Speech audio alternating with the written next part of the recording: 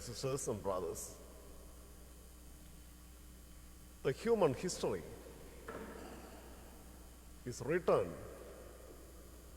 the wars and bloodsheds that has taken place throughout the decades and centuries.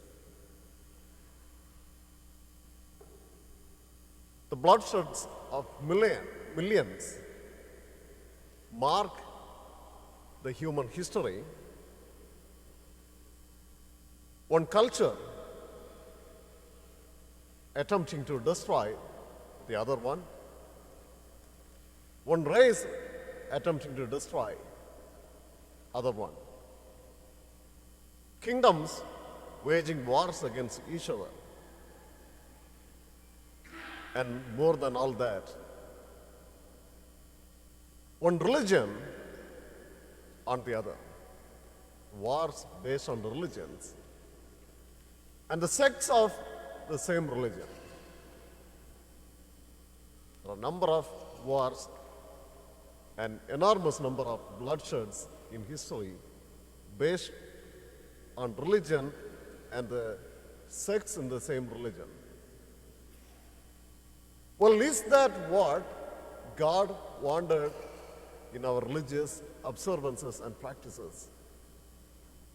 Forgetting the essence of what God has commanded and teaching human precepts, human way of thinking, and the vengeance and anger of human heart.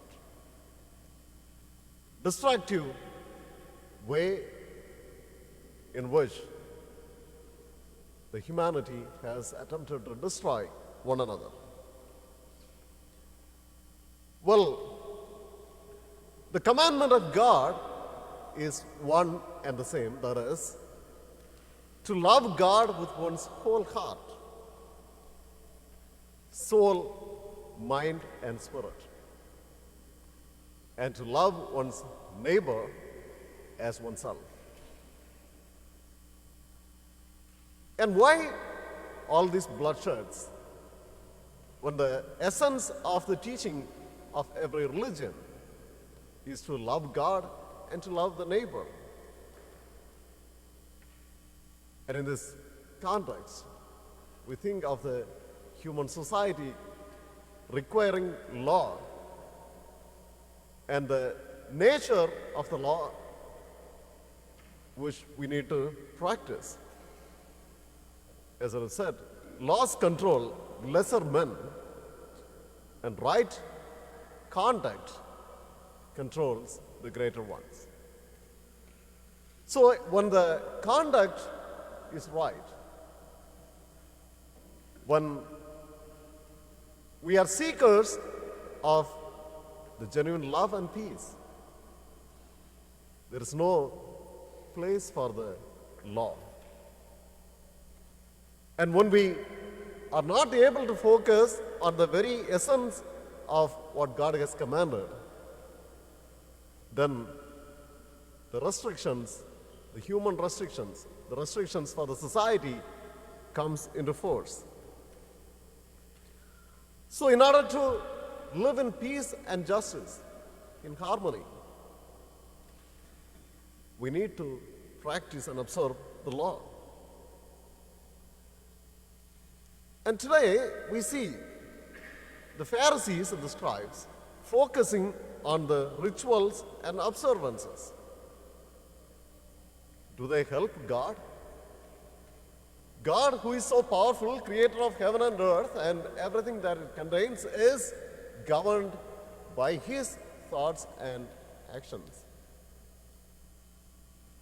And our praises, our rituals, add nothing to his greatness.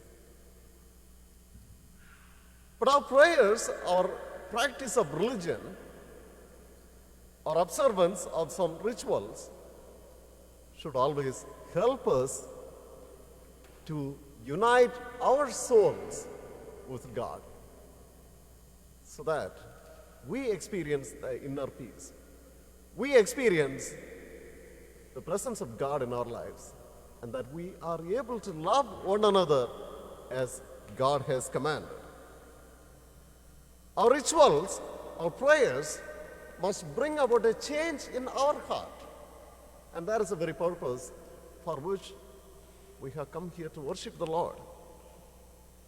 That the Lord may grant us a heart of love that will love God and love one's neighbor.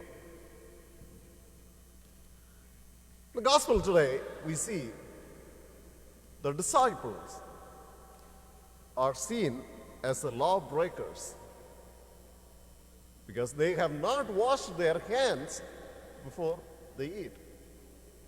And the sight of the Pharisees that they have done something that is contrary to the practice of their religion, the traditions of the elders. And on the other side, the Pharisees come up as imposers of the religious observances and the laws and burdens on the people.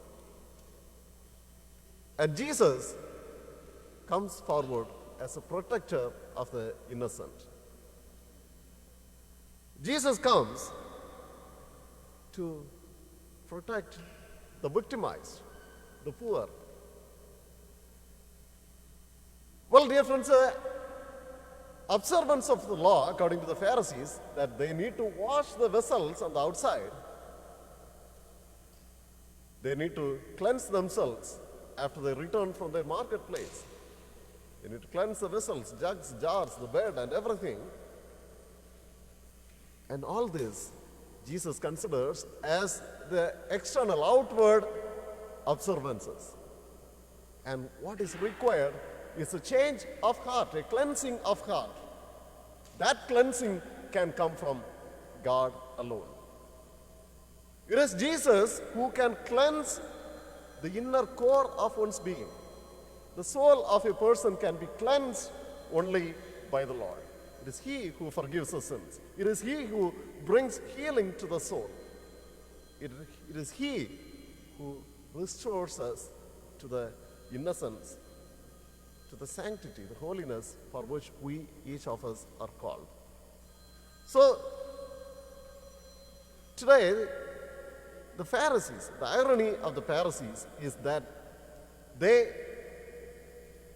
asked the disciples of Jesus, or they asked Jesus, why your disciples do not wash your hands? The one who had the power to cleanse from within, cleanse the inner core of a being, is now asked why they do not cleanse the outside of the jar. So Jesus comes to protect them, saying that, well, very well, the prophet Isaiah said, these people honors me with their lips, but their heart is far away. The Pharisees are confronted that they need to cleanse what is within from inside. And that cleansing can come only from the Lord, and that cleansing can come only by the blood of Christ, not the ordinary water, not anything else that can purify us. The purification of our soul comes only by the blood of Christ. And Jesus is the author who can cleanse us from our inner stains. The God who understands, who knows the heart of everyone. The God who creates a pure heart. As the King David prayed, create in me a pure heart, a steadfast spirit, which can be created only by the Lord. Not by the ritual washing, not by the laws and regulations of the Pharisees. When the heart is not cleansed, when the inner core is not cleansed, the external observances become meaningless. So the Lord brings before us the goodness of the law on the one side, which Jesus himself is a fulfillment of the law. He says, I have come not to abolish the law, but to fulfill. Not an iota or a letter of a law would be banished, and everything will be fulfilled. And Jesus is the fulfillment of the law. He is the fulfillment of the Torah. He is the Torah made flesh. He is the Word made flesh. And at the same time, he warns against the dangers of the law when it is not directed to the true spirit of the religion, when it is not directed to the inner core of the teaching of God, the commandment of God, to love God and to love one's neighbor.